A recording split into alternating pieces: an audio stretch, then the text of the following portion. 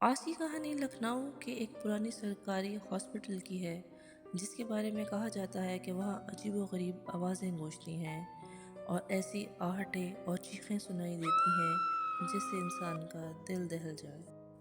السلام علیکم، امید کرتی ہوں کہ آپ سب خیریت سے ہوں گے۔ اللہ پاک آپ سب کو اپنے حفظ و امان میں رکھیں، آسانیاں بانٹنے اور آسانیاں کریں گے توفیق عطا فرمائے۔ کہانی اچھی لگے تو کائنڈلی اس کو لائک اینڈ سبسکرائب کر دیں۔ گمنام نگر سے ایک گمنام کہانی۔ لکھنؤ کا پرانا سرکاری ہاسپٹل، جو برطانوی دور کا ایک عظیم عالیشان لیکن خستہ حال یادگار تھا، اپنی بلند و بالا دیواریں، ٹوٹے ہوئے شیشوں اور نمی سے بھری ہوئی دیواروں کی وجہ سے شہر بھر میں مشہور تھا۔ لیکن اس عمارت کا اصل راز اس کا تہہ خانہ تھا۔ جہاں مردہ خانہ واقع تھا، یہ وہ جگہ تھی جس کا نام سنتے ہی مقامی لوگوں کے چہرے خوف سے سفید پڑ جاتے تھے۔ کہا جاتا تھا کہ رات کے وقت وہاں عجیب و غریب آوازیں گونجتی ہیں، ہلکی سی سرگوشیاں، دھات کے کھرچنے کی آہٹیں، کبھی کبھی ایسی چیخیں جو دل دہلا دیں۔ کچھ لوگوں کا خیال تھا کہ مردہ خانے کی لاشیں رات کو جاگتی ہیں، جبکہ کچھ لوگوں کا ماننا یہ تھا کہ کوئی پرانی بدبو وہاں پہ پھنسی ہوئی ہے۔ رمیش کمار 25 سالہ میڈیکل کا طالب علم تھا جو حال ہی میں دہلی سے لکھنؤ منتقل ہوا تھا۔ رمیش ایک سائنسی ذہن مالک کا لڑکا تھا اور اسے مقامی لوگوں کی یہ بھوت پریت والی کہانیاں مخصوص وہم ہی لگتی تھیں۔ یہ سب لوگوں کی بنائی ہوئی کہانیاں ہوتی ہیں۔ وہ اپنے دوستوں سے ہنستے ہوئے کہتا تھا کہ مردہ خانہ تو بس ایک سرد کمرہ ہوتا ہے جہاں پہ مختلف لاشیں رکھی ہوئی ہوتی ہیں، اس میں کیا خوف ہو سکتا ہے۔ لیکن اس رات جب اس نے اپنی انٹرنشپ کے دوران مردہ خانے کی ڈیوٹی پر رہنا تھا تو اس کی یہ سوچ ہمیشہ کے لیے بدلنے والی۔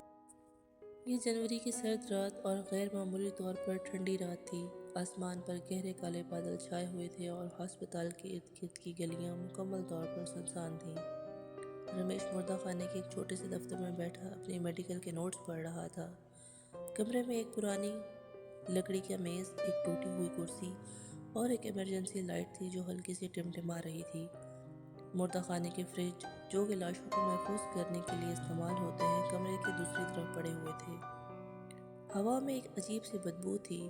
سمجھ نہیں آ رہا تھا کہ یہ بدبو مردہ خانے سے آ رہی ہے یا پرانی دیواروں سے آ رہی ہے یا شاید کچھ اور ہو سکتا ہے۔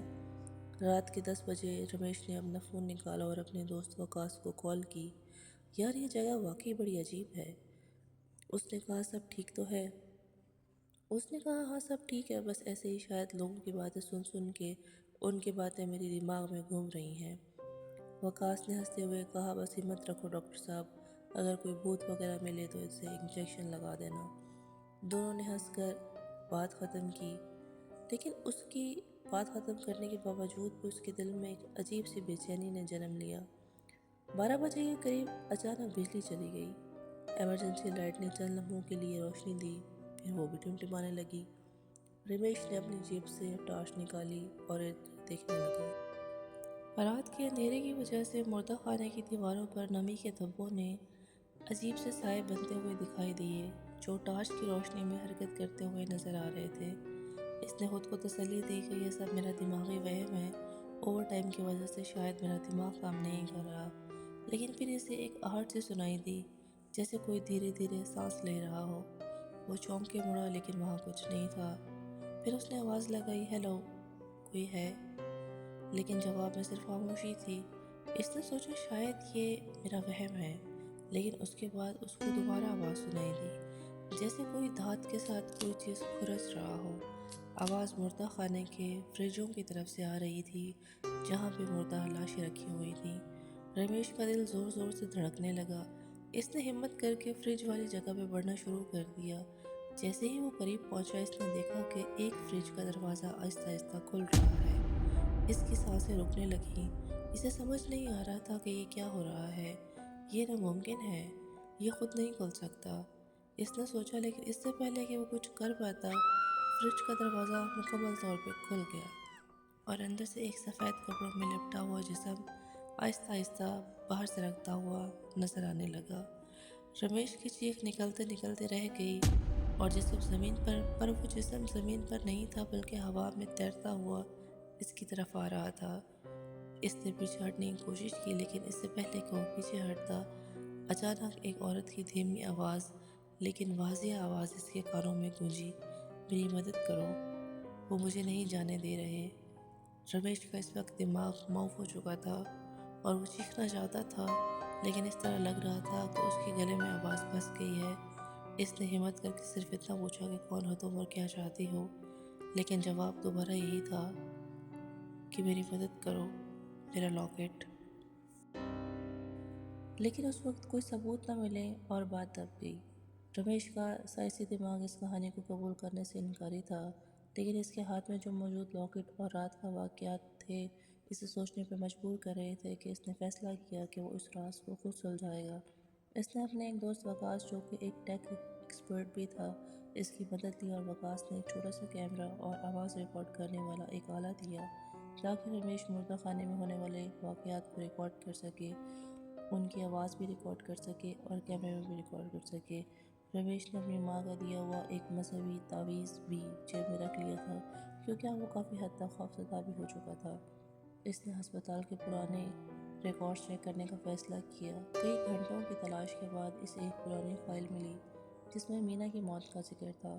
فائل میں لکھا ہوا تھا کہ مینا کی موت ایک کار حادثے میں ہوئی اور اس کی لاش کو مردہ خانے میں رکھا گیا تھا، لیکن اس کے بعد کا سارا ریکارڈ غائب تھا۔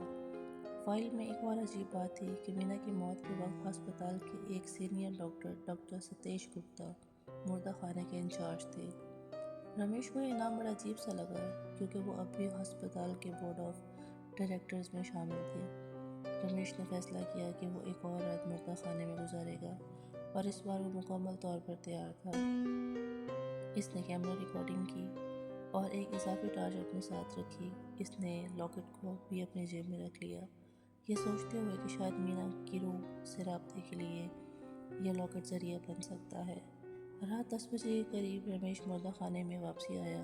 اس نے کیمرے کو ایک کونے میں لگایا جو کہ پورے کمرے کو ریکارڈ کر سکتا تھا، اور ریکارڈر کو میز پہ رکھ دیا۔ اس نے لاکٹ کو بھی میز پہ رکھا اور بلند آواز میں کہا کہ مینا، اگر تم یہاں ہو تو بتاؤ تم کیا چاہتی ہو۔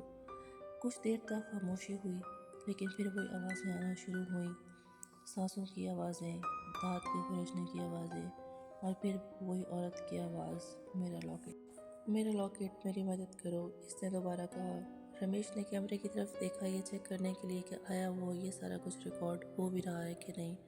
اس نے ہمت کر کے دوبارہ کہا، مینا، میں تمہارا لاکٹ لے آیا ہوں، بتاؤ تم کیا چاہتی ہو۔ اچانک کمرے کی ہوا ٹھنڈی ہو گئی۔ رمیش نے دیکھا کہ فریجوں کے درمیان ایک سایہ حرکت کر رہا ہے۔ اس نے کیمرہ اٹھایا اور اس کی طرف بڑھایا۔ جیسے ہی وہ قریب پہنچا، اسے ایک عورت کی شکل نظر آئی، لمبے بال، سفید کپڑے اور ایک چہرہ جو درد سے بھرا ہوا تھا۔ اس نے رمیش کی طرف دیکھا اور کہا کہ وہ میری لاش چھپا رہے ہیں اور میرا بچہ، وہ اسے لے گئے ہیں۔ رمیش کے ہاتھ کانپنے لگے، لیکن اس نے پوچھا، کون لے گئے ہیں تمہارا بچہ؟ عورت کی شکل نے ایک فریج کی طرف اشارہ کیا جو کہ کونے میں تھا۔ رمیش نے ہمت کر کے فریج کھولا، لیکن اندر کچھ نہیں تھا، صرف ایک پرانا کاغذ جس پر خون کے دھبے تھے۔ کاغذ پر لکھا تھا، ڈاکٹر ستیش گپتا، حقیقت چھپائیں۔ اس لمحے کمرے میں ایک زوردار دھماکہ ہوا اور سب کچھ تاریک ہو گیا۔ جب رمیش کو ہوش آیا تو وہ ہسپتال کے ایک کونے میں پڑا ہوا تھا۔ اس کے ہاتھ میں لاکٹ اب بھی تھا، لیکن کیمرہ اور ریکارڈر غائب تھا۔ اس نے کاغذ کو اپنی جیب میں چھپایا کیونکہ اسے لگا کہ یہ کوئی اہم سراغ ہو سکتا ہے۔ رمیش نے اب پوری طرح سے اس راز کو سلجھانے کے لیے پرعزم تھا۔ اس نے ایک مقامی صحافی سے بھی مدد لی، پریانک، جو کہ اپنی تحقیقی رپورٹنگ کے لیے بہت مشہور تھا۔ رمیش کی کہانی سنی اور کاغذ دیکھا۔ اس نے کہا کہ یہ بہت بڑی بات بھی ہو سکتی ہے۔ ڈاکٹر ستیش گپتا ایک بااثر آدمی ہے۔ اگر اس میں وہ ملوث ہے تو ہمیں بہت احتیاط سے کام کرنا پڑے گا۔ پریانک نے اپنے رابطوں کے ذریعے پتہ لگوایا کہ 20 سال پہلے ہسپتال میں ایک غیر قانونی اعضاء کی تجارت کا نیٹ ورک بھی چلتا تھا۔ مینا کی لاش کو اس نیٹ ورک کے لوگوں نے غائب کیا ہوا تھا، شاید اس کے بچے کے اعضاء کے لیے، کیونکہ اس وقت وہ حاملہ خاتونوں میں شامل تھی اور ایک بچے کی ماں بننے والی تھی، اور حاملہ خواتینوں کی لاشوں کو الگ رکھا جاتا تھا اور ان کی مانگ بہت زیادہ ہوتی تھی۔ پریانک نے یہ بھی بتایا کہ ڈاکٹر ستیش گپتا اس وقت مردہ خانے کے انچارج تھے اور ان پر کچھ الزامات بھی تھے، لیکن ان کے سیاسی رابطوں کی وجہ سے یہ معاملہ دب گیا۔ رمیش اور پریانک نے مزید ثبوت جمع کیے تاکہ کوئی فیصلہ کر سکیں۔ انہوں نے ہسپتال کے پرانے ملازمین سے بات کی، جن میں سے ایک نے بتایا کہ مینا کی موت کے بعد مردہ خانے میں ایک خفیہ کمرہ بنایا گیا تھا جہاں کچھ خاص لاشیں رکھی جاتی تھیں۔ رمیش کو یاد آیا کہ مردہ خانے کے کونے میں ایک دیوار عجیب سی اس کو لگی تھی، جیسے اسے حال ہی میں بنایا گیا ہو۔ رمیش اور پریانک نے رات کے وقت ہسپتال میں چھپ جانے کا فیصلہ کیا اور مردہ خانے میں سے داخل ہو کر اس دیوار کو انہوں نے کھوج لگانے کی کوشش کی۔ کئی گھنٹوں کی کوشش کے بعد انہوں نے ایک خفیہ دروازہ ملا جو کہ ایک چھوٹے سے کمرے کی طرف جاتا تھا۔ کمرے میں کئی پرانے فریج تھے، جو کہ ایک فریج ایک لاش میں رکھی ہوئی تھی، ایک عورت کی جو کہ مینا کی لاش تھی۔ اس کے جسم پر آپریشن کے نشانات تھے، جیسے اس کے اعضاء نکالے گئے ہوں۔ رمیش کا دل بیٹھ گیا۔ رمیش نے پریانک سے کہا کہ یہ مینا ہے، اسے ہمیں انصاف دلانا ہوگا۔ پریانک نے فوٹوز لی اور فوراً اسے اپنے ایڈیٹر کو بھیج دیں، لیکن اس معاملے میں انہیں بہت ہی حساس ہو کے چلنا تھا۔ ڈاکٹر ستیش گپتا کے 2 گارڈز وہاں پہنچ چکے تھے۔ ایک سنسنی خیز مقابلے کے بعد رمیش اور پریانک بمشکل وہاں سے بھاگ نکلے۔ انہوں نے ثبوت پولیس کو دیے اور پریانک نے اپنی رپورٹ شائع کر دی۔ چند ہفتوں کے بعد ڈاکٹر ستیش گپتا اور ان کے نیٹ ورک کے کئی ارکان لوگ گرفتار ہو گئے۔ مینا کی لاش کو ان کے خاندان کے حوالے کر دیا گیا اور اس کی آخری رسومات ادا کی گئیں۔ رمیش نے مینا کا لاکٹ ایک مقامی مندر میں رکھ دیا، یہ سوچتے ہوئے کہ شاید اس طرح اس کی روح کو سکون ملے گا، اور اس کے بعد وہ دہلی واپس چلا گیا اور ایک کامیاب ڈاکٹر بن گیا۔ لیکن وہ رات اور وہ لاکٹ اس کے ذہن سے کبھی نہیں نکلے۔ کبھی کبھی جب وہ اکیلا ہوتا ہے تو اسے لگتا ہے کہ کوئی اسے دیکھ رہا ہے، اور رات کے سناٹے میں اسے ایک ہلکی سی آواز سنائی دیتی ہے، شکریہ۔ کچھ لوگوں کا کہنا ہے کہ مردہ خانے میں آج بھی بہت عجیب و غریب آوازیں سنائی دیتی ہیں، لیکن اب وہ چیخیں نہیں ہیں، ایک سکون بھری سرگوشی ہے، جیسے کوئی آخرکار آزاد ہو گیا ہو۔